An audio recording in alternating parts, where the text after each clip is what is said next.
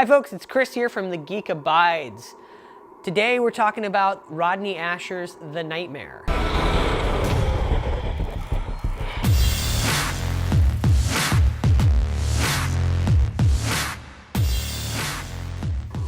It's a documentary streaming currently on Netflix, and I know what you're thinking. Documentary streaming on Netflix? Well, that sounds super boring. But check it out. It totally isn't. The Nightmare focuses on the phenomenon of sleep paralysis, a condition in which the sufferer awakes from sleep in a semi-conscious state, but is paralyzed. And that's scary enough, but it's also possible for the sufferer to have auditory and/or visual hallucinations. You are going to die. Which is just super, super terrifying. In The Nightmare, we interview several sufferers and then are treated to well-produced reenactments of their nightmares. And it's pretty much the scariest shit I have ever seen in my life. That is when the shadow man would come and he would walk disjointed. These people are all more or less normal, ordinary human beings. They come off as being fairly believable, some more eccentric than others. And while they all have slightly different experiences, there are some parallels between all of them that's really scary. Make no mistake, these are really, really, really, really terrifying nightmares that they've had.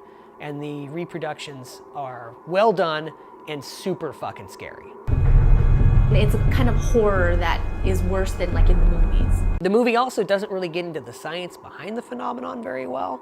So it's really just a forum for these people to kind of speak their piece and tell you what they've gone through.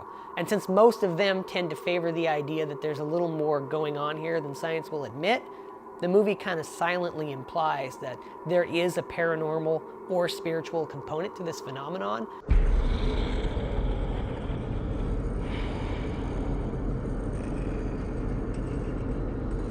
Fuck, that is scary.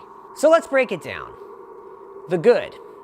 This movie is perfect for what it is. It's very entertaining. It's super, super scary.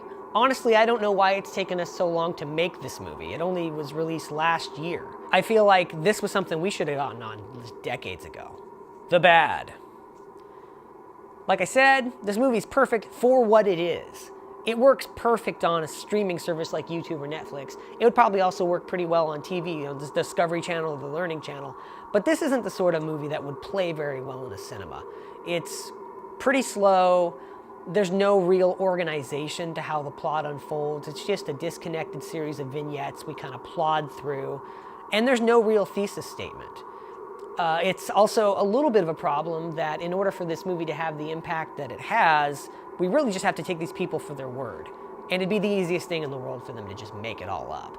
So that's gotta kind of sit in the back of your mind as you watch the film. The ugly. If there was ever an appropriate reason to use the term nightmare fuel, it is absolutely The Nightmare. Seriously, holy shit.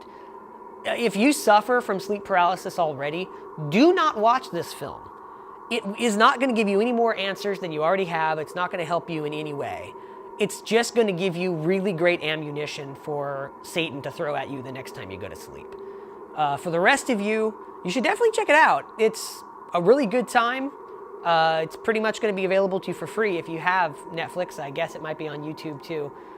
And it's, again, very likely the scariest movie that I have ever seen. So for a final grade, I would probably give this an A-. If you look at streaming services like Netflix or YouTube more as a media format than a distribution service, I think this is a movie very well suited for streaming, and I couldn't recommend it more.